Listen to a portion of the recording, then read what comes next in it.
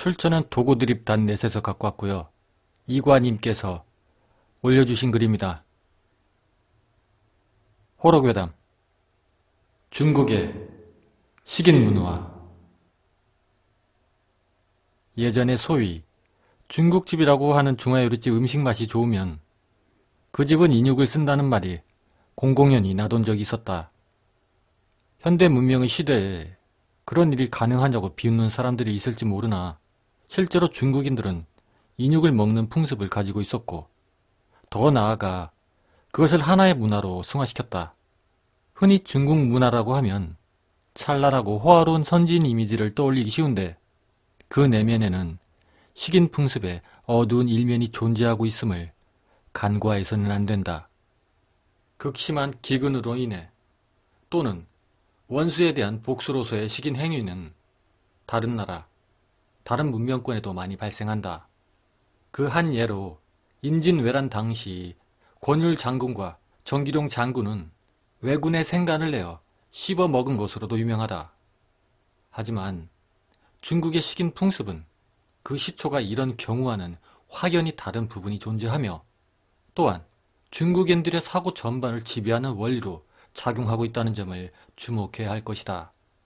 중국인을 이해하고 원만히 대처하기 위해서는 그들의 식인 풍습에 관심을 가지고 접근을 해야 한다는 것이다. 그럼 여기서 정치사에 얽힌 중국 식인 풍습에 대해 한번 알아보자. 식인 풍습은 중국 4천년 역사에 면면이 이어져 내려왔다. 한나라가 건국되었던 기원전 206년부터 청나라가 멸망한 1912년까지 식인의 기록은 220차례나 정사에 등장하고 있다. 구전으로 전해오는 것이긴 하지만 최초의 식인 이야기는 중국의 전설적인 왕조인 한나라를 배경으로 한다. 아들을 죽인 원수를 육장으로 만들어 원수의 아들에게 먹기를 강요한 여인의 이야기다. 사마천의 사기, 즉 정사의 최초로 기록된 식인 사례는 중국 왕조사의 대표적인 폭군인 은나라의 주왕 이야기다. 그는 대신이었던 구후의 딸이 절세 미인이란 말을 듣고 아내로 삼았는데 그 아내가 너무 정숙한 나머지 자신의 취향에 맞지 않자 경노해 그녀를 살해하고 그녀의 아버지인 구후를 해, 여기서 말하는 해는 인육을 소금에 절인 육젓을 말한다. 그렇게 해로 만들어 먹어버린다. 그러자 신하인 곽후가 이를 강력히 말리자 주왕은 곽후 또한 포로 만들어 먹어버린다. 포는 찢어 말린 고기를 말한다. 그 외에도 주왕은 자신에게 가난한 신하 이쿠를 자로 만들어 먹어버리는가 하면 자는 불고기, 또 다른 신하인 황비호의 아내 경씨를 희롱하다 거절당하자 그녀를 해로 만들어 그 남편인 황비호에게 하사하고 먹게 하는 그런 끔찍한 짓까지 저지른다.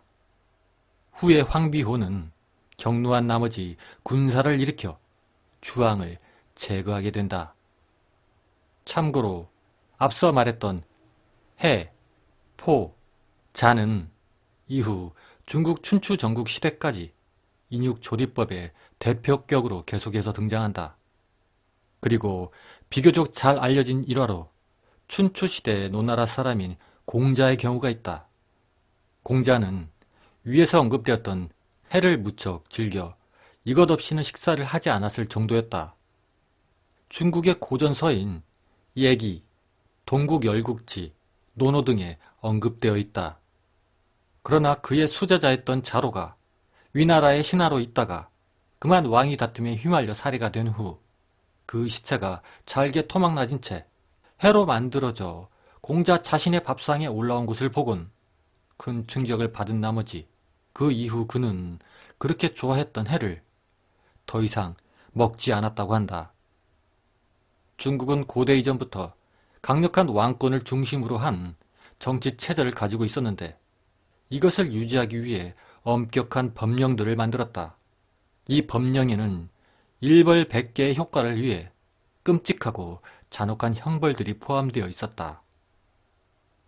그중 사륙의 형이 규정되어 있는데 그것은 다름 아닌 식인의 형으로서 정식으로는 주나라 시기에 율령부터 등장하지만 전 왕조인 은나라 때에 이미 죄수의 살점을 도려내 다른 죄수에게 먹이는 그런 형벌이 존재했다. 황제의 권위에 도전하는 자에게 내리는 벌로서 식인형은 중국 역사에 면면이 이어졌다. 한나라 고조 유방은 팽어를 죽인 후 간장에 절여 신하들에게 나누어 주었고, 수양제는 자신에게 거역하는 신하를 삶은 뒤 그 국을 문무백관에게 내려 마시게 했다는 기록이 있다. 자치통감 당기편에 보면 측천무 집권 시기에 탐관오리였던 내준신이 식인형을 당했는데 군중들, 즉 내준신에게 처형당한 이들의 가족들이 앞을 다투어 내준신의 고기를 산채로 잘라 먹어 눈 깜빡할 사이에 동이 났다고 한다. 누나를 도려내고 안면의 가죽을 벗겼으며 배를 찢고 심장을 끌어내니 마침내는 진흙 같은 찌꺼기만 남았다고 그렇게 전해진다. 명대의 명장 원숭안 장군은 청나라의 계략으로 처형당했는데 군중들이 몰려와 그의 살점을 발라가는 바람에 뒤늦게 시신을 수습하러 온 이들은 뼈밖에 수거할 수 없었다고 전해진다. 자, 그럼 여기서 일상사에 얽힌 중국 식인 풍습의 사례들도 한번 알아보자. 당나라 시대 이후로 식인 풍습은 더 이상 이야기거리도 되지 못할 만큼 흔한 일이 되어버렸다. 중국인 일상에 깊이 뿌리 박힌 대중문화의 일부로 자리 잡은 것이다. 중국인들 사이에서 널리 읽힌 대중적인 소설들, 그러니까 삼국지, 수호지, 서유기 등은 그들 특유의 식인 풍습을 상세하게 표현하고 있다. 삼국지 연의에서는 싸움에 지고 도망가는 유비에게 자신의 아내를 죽여 그 엉덩이 살로 음식을 만들어 바친 자의 얘기. 참고로 진수의 정사 삼국지에서도 유비가 즐겨 먹은 음식이 인육으로 만든 포였다는 기록이 있다. 그리고 여포가 잡혀 죽은 후 그 고기를 죄인들이 먹었다는 얘기 등이 나온다. 그리고 특히 수호지에서는 중국의 일상 식인 풍습을 아주 적나라하게 묘사하고 있다. 몰래 숨어 있다가 부자가 지나가면 뛰쳐나와 그 금품을 빼앗고 그 살은 고기로 먹고 기름은 등불을 밝히는 데 씁니다. 뚱뚱한 자는 쇠고기 대용으로, 그리고 마른 자는 만두소로 만들지요. 이 얘기는 한지 홀률의 별호를 가진 주귀란 자가 양산박의 법도를 설명하는 부분에 나오는 것으로, 소위 의적이라는 양산박 무리들은 사실은 사람을 죽여 그 재물을 빼앗고 그 고기를 먹는 극악무도한 악인들이었던 것이다. 수호지의 주인공이었던 송광의 아우인 흑선풍 이규는 사람을 죽이고 난 후 그 인육을 먹곤 했는데 너무도 많이 인육을 먹은 탓인지 그 눈알이 항상 붉게 충혈되어 있었다고 한다. 또 무송이 유배가는 과정에서는 지나가는 여행객들을 죽여 그 고기로 만두를 만들어 파는 끔찍한 주점이 나온다. 참고로 그런 곳을 흑점이라고 한다.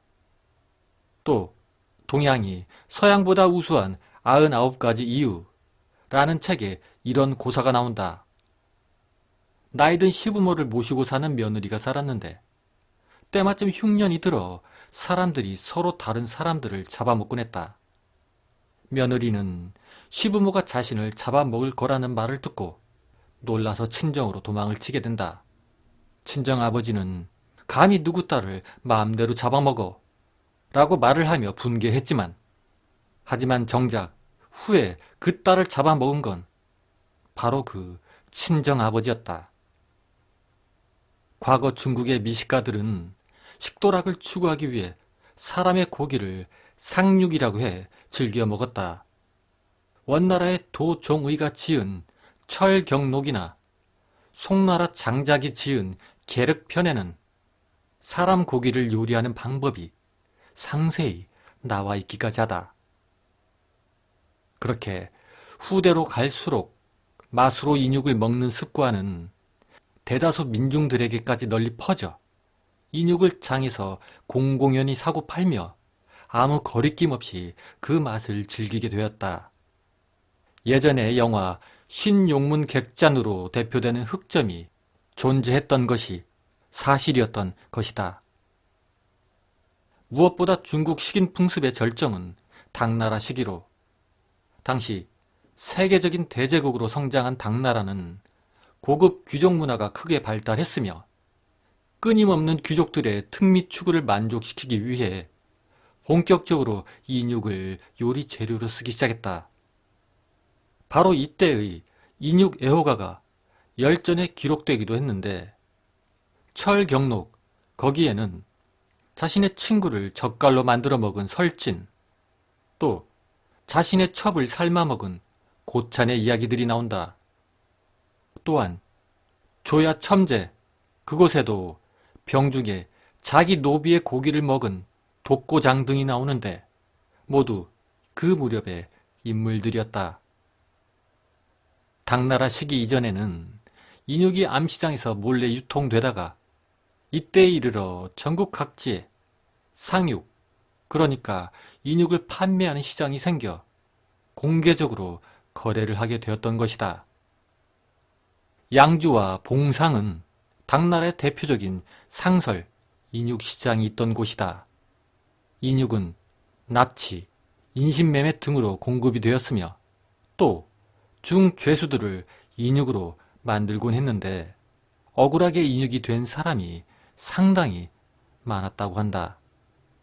여자의 경우 그 외모가 아름다우면 기방등으로 팔려가지만 얼굴이 변변치 못하고 또 일을 할 만큼 튼실하지도 못하면 그렇게 인육이 되곤 했다.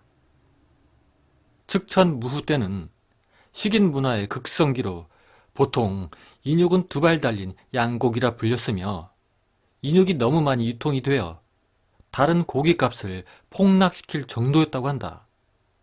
참고로 쌀값보다 싸고 개고기의 5분의 1 정도였었다고 한다. 그렇게 상설 인육 시장은 그 이후에도 꾸준하게 명맥을 이어 송나라 때의 항주와 변경, 그리고 명나라 때의 개봉과 중경, 또 청나라 때의 안경 등의 개설이 되었다. 특히나 청나라 말기에는 말레이계 사람의 인육을 수입하여 대나무 바구니에 담아서 이러한 인육시장에서 판매를 하였고 한족들은 이것을 보약으로 먹었다고 한다. 이러한 인육 판매에 대해서 형식적이나마 송나라 때 금지법이 만들어지기도 했지만 실효를 거두지는 못했다. 심지어 외국에서도 중국인들이 모여 사는 곳에서는 인육이 판매되곤 했는데 1919년에는 식량 부족이 심했던 러시아의 수도에서 중국인들이 인육 장사를 하다가 총살되었다는 기록도 있다. 그렇게 인육은 어느 시대에나 싼 고기로 취급이 되었는데 명나라 때 사천 지방에서는 인육이 남자일 경우 한 근에 7전, 여자인 경우에는 8전에 거래가 되었다고 한다. 그러나 이 가격들은 다른 고기들과 비교했을 때 형편없는 것이었다고 한다. 100여 년 전 청나라 때의 정치가 증국번의 일기에는 1860년 강소 지방의 상육은 한 근에 90전이었는데 태평천국에 난 때 인플레가 심해서 130전까지 가격이 폭등하기도 했으며 1900년대 초 군벌 시대에는 상육이 90전에 거래되었다는 기록도 있다. 중국을 방문한 외국인들은 중국의 그러한 식인 풍습을 목격하고 기록으로 남기곤 했는데 중국 문명의 찬미자로 불리는 마르틴 마티니의 견문록에도 이러한 식인 풍습에 대한 목격담이 나타나 있다. 마르코 폴로 또한 동방 견문록에서 자신이 직접 목격한 복주의 식인 풍습을 상세히 기록하고 있다. 이 지방에서 특별히 기록할 만한 것은 주민들이 그 어떤 불결한 것이라도 가리지 않고 먹는다는 사실이었다. 사람의 고기라도 병으로 죽은 것만 아니면 아무렇지도 않게 먹는다. 횡사한 사람의 고기라면 무엇이건 즐겁고 맛있게 먹는다. 병사들은 잔인하기 짝이 없다. 그들은 머리 앞부분을 깎고 얼굴엔 파란 표식을 하고 다니면서 창칼로 닥치는 대로 사람들을 죽인 뒤 제일 먼저 피를 빨아먹고 그 다음 인육을 먹는다. 그들은 틈만 나면 사람들을 죽여 그 피와 고기를 먹을 기회를 엿보고 있다. 노시는 그의 작품 광인일기에서 식인의 피해 망상증에 걸린 광인을 주인공으로 등장시켜 식인 풍습이 만연한 사회상을 폭로했다. 그 광인일기에 나타나는 주인공의 과대 망상증은 정신병자를 묘사한 것이 아니라 중국에서의 실제 상황을 비유적으로 묘사한 것이다. 노시는 그의 또 다른 작품인 아큐정전에서 다룬 노예 근성과 함께 이 식인 풍습을 중국의 이대학으로 규정, 근절시키려고 노력했는데 당시 중국의 식인 풍습 문제가 얼마나 심각했는가를 짐작할 수 있다. 자, 그럼 여기서 중국의 식인 풍습과 유교의 상관 관계를 한번 알아보자. 중국의 유명한 사상가인 노시는 식인 풍습과 연관지어 국가를 사람이 사람을 먹는 역사 사회라고 정의했다. 그는 국가에 의해 구축된 폭력기관이 광대한 대중을 우리에 가두고 수탈의 대상으로 삼았으며 그 우리 속에 갇힌 극빈한 군중들은 서로가 서로를 잡아먹는 작용을 통해 인구와 식량의 자동 제어를 하고 자생, 자멸해간 결과를 이루어냈다고 역설하면서 유교의 원리가 바로 이러한 국가 체계를 탄생 그리고 유지시킨 핵심이라는 것을 강조했다. 중국 5.4 운동의 사상적 지도자였던 오우는 직설적으로 유교의 사상이 식인 풍습의 기반을 이루었다고 그렇게 주장을 하면서 강력히 유교를 비판했으며 그 후 중국 공산당에서도 유교의 폐해 중 하나가 식인 풍습을 조장한 것임을 밝혔다. 충과 효 그리고 인과 의를 강조한다는 유교는 복수주의를 인정할 뿐 아니라 오히려 장려를 했다. 부모의 원수와는 같은 하늘 아래 살 수 없다는 생각으로 심하면 부친의 원수를 29대까지 갚기도 했는데 그런 것을 효라고 본 것이다. 그렇게 부모의 복수를 하는 자는 지원극통함을 푼다는 의미로 한 칼의 원수의 숨통을 끊지 않고 수천 갈래로 난도질을 한 후 그 고기를 먹거나 심장과 간을 꺼내어 씹기까지 했다. 효라는 유교 사상의 실행으로서 병으로 죽어가는 부모에게 자신의 널쩍다리 살 등을 발라서 봉양하는 일이 흔했다. 그렇게 인육은 가끔은 약용으로도 쓰였다. 이 시진의 본초 강목에는 인체 각 부위의 약효에 대해 설명하고 있다. 그렇게 그러한 일들이 진정한 효행인가 하는 정치적인 논란이 벌어지기도 했는데 각각 그 당시의 황제들의 뜻에 따라 효자로 표창을 받거나 혹은 신체를 훼손한 불효자로서 매를 맞은 후 귀양을 가기도 했다. 그리고 또 충을 보이기 위한 식인이 자행되기도 했는데 그 신뢰로 춘추 전국 시대의 유명한 제나라 환공의 일화가 있다. 그 환공은 유명한 미식가였는데 그가 진미를 찾자 그의 요리사였던 여가는 그 환공의 환심을 사기 위하여 자신의 3살짜리 아들을 죽여서 그걸 요리에 바침으로 환공에 대한 그 충성심을 보증받는다. 그렇게 자신의 아이를 바친 그 여가는 후에 권력을 함부로 휘두르는 간신이 되었다고 한다. 또 그런 여가뿐 아니라 극한 상황에서 자기의 살을 베어내거나 아내 혹은 자식을 잡아 자신의 주군에게 대접하는 경우가 종종 있었고, 흔히 이런 행위는 충으로 길어졌다. 자, 그럼 여기서 또 그렇게 중국의 식인 풍습이 생겨나게 된 배경에 대해서 한번 알아보자. 중국의 식인 풍습은 중원을 둘러싸고 벌어진 격한 권력 투쟁에 따른 잔혹한 형벌 제도의 탄생, 그리고 사람을 잡아먹는 형벌이 성문법으로 제정이 된 것이다. 세계에서도 그 유래를 찾기 어려운 잦은 기근과 천재지변, 그리고 전쟁, 또한 농업 기술의 낙후로 인한 식량 부족의 극심함 등 여러 요인들이 복합적으로 작용한 결과가 그 배경이라고 할 수 있다. 법적 허용이 된 데다 잦은 기근과 전란의 영향이 겹쳐 식인 풍습은 아무 저항감 없이 중국 민중에게 뿌리박히게 되었다. 그에 따라서 정치적 정쟁이나 또 전쟁에서 패한 적국 군병 및 그 국민들은 잡아먹는 고기가 되는 것이 너무도 당연한 것으로 인식이 되었다.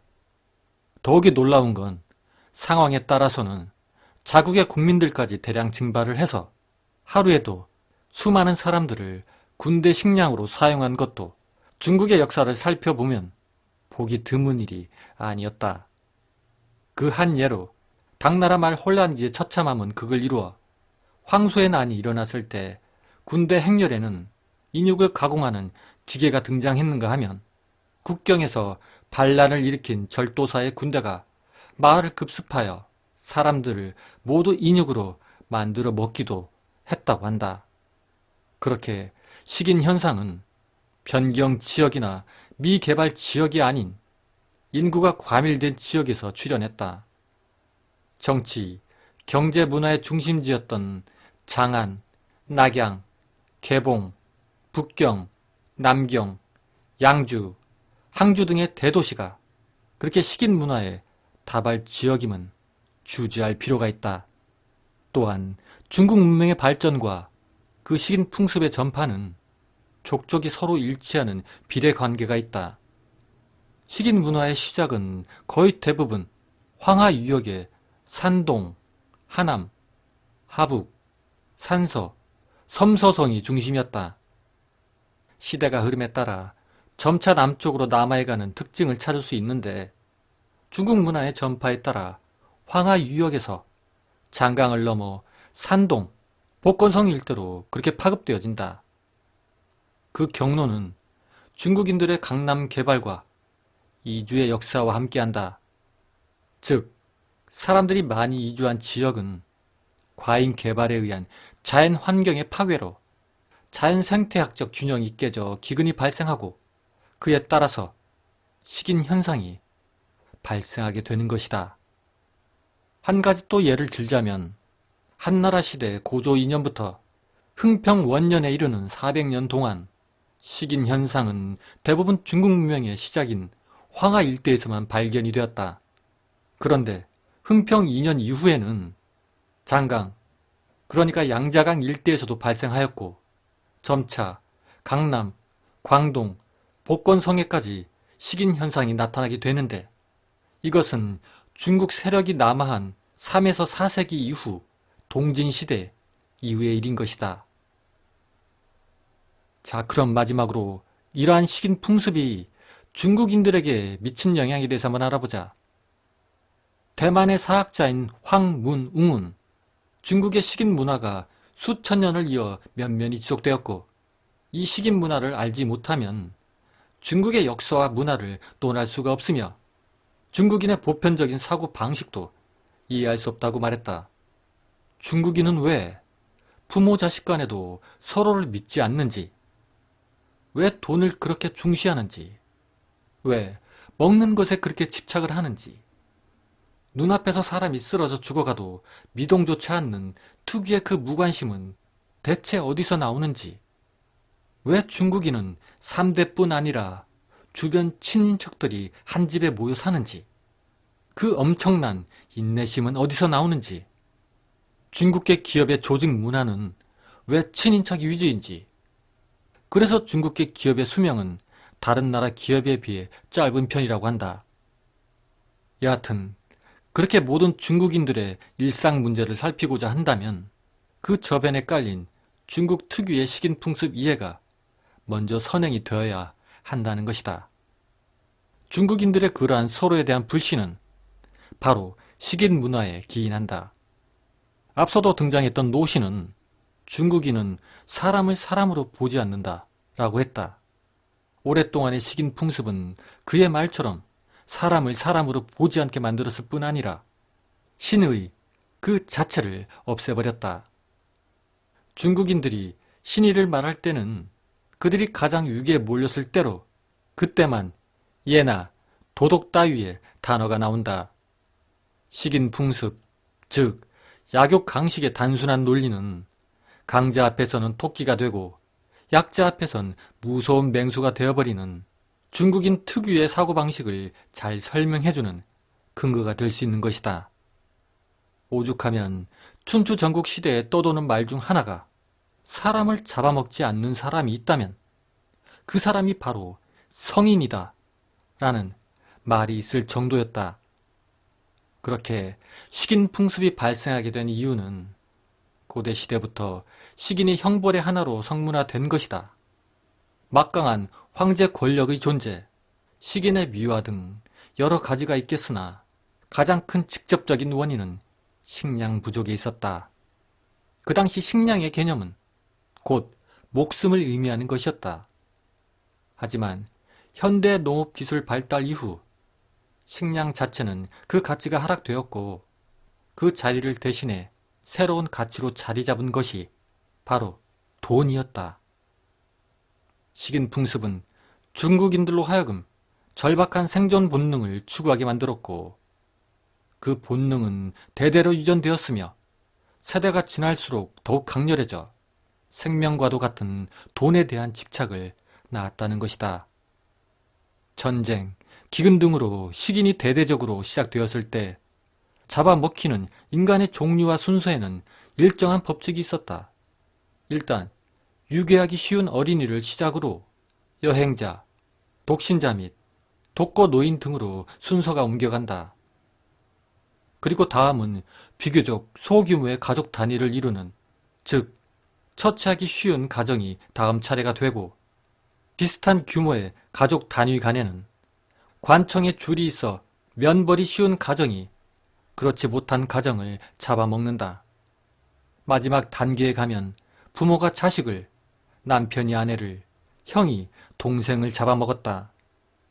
중국 특유의 대가족 제도는 결국 식인 풍습으로부터 자기 자신과 가족을 지켜내려는 눈물겨운 제도이며 여러 명이 뭉쳐서 숫자적 우위를 바탕으로 잡아먹힐 확률을 낮추고 생존의 확률을 높이려는데 주목적인 것이다. 잡아먹히는 순서로 봤을 때 머릿수가 많은 가정이 맨 나중에 속했기 때문이다. 임어당은 3대뿐 아니라 외삼촌 가족, 숙부 가족, 고모 가족 등 거의 모든 구성원이 한 집에서 사는 중국의 대가족 제도가 자연스럽게 중국인들의 인내력을 키웠다고 말했다. 식인 풍습은 중국 특유의 대가족 제도를 만들어내고 그 대가족 제도는 구성원에게 매우 큰 인내를 강요했다. 싫어도 자신의 속을 드러내지 않고 유들유들하게 넘어가는 처세 또한 좁은 공간에서 많은 수의 사람과 부딪혀야 하는 현실에 대처하기 위해 그렇게 자연스레 몸에 익혔다는 것이다. 출처는 도구드립 단내시고요. 이과님께서 올려주신 글이었습니다.